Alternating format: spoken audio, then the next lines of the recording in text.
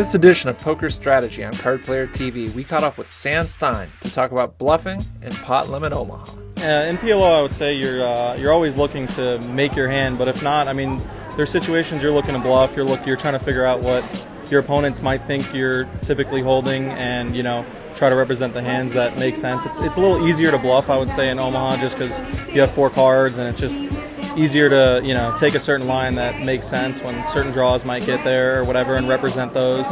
But I mean, there's always trouble with the fact that they also have 4 cards, so what you represent, they might actually have. So it goes both ways, kind of thing. In Pot-Limit Omaha, the average hand strength required to get to showdown is often higher than it is in no-limit hold'em. We asked Stein if he thinks this makes it an easier game to bluff in. Yeah, it's tough. I mean, it really depends on that board texture, but that's why I like PLO personally, because I feel like it's a lot more read dependent. I mean, a lot of times on the river when they're betting, you might think you have a big hand, but in reality, all you're beating is bluffs, and it's just trying to decipher, just be able to tell the difference between whether or not you can actually call with what you think is like the best hand, or if you're just only going to beat a bluff, and so it's a lot more read dependent in that sense, trying to figure out if they're bluffing.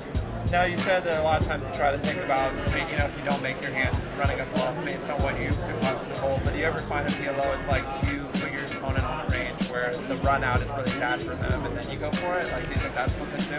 Yeah, I mean, there's definitely times where, like I said before, I mean, the easiest thing in PLO is when you can be pretty confident that your opponent is like giving away what they have. When you can have a good idea of like what they're holding, and you're pretty sure about that, your cards matter a lot less. You can represent certain things that might hit depending on how they play, knowing that they'll fold when certain draws might get there, and stuff like that.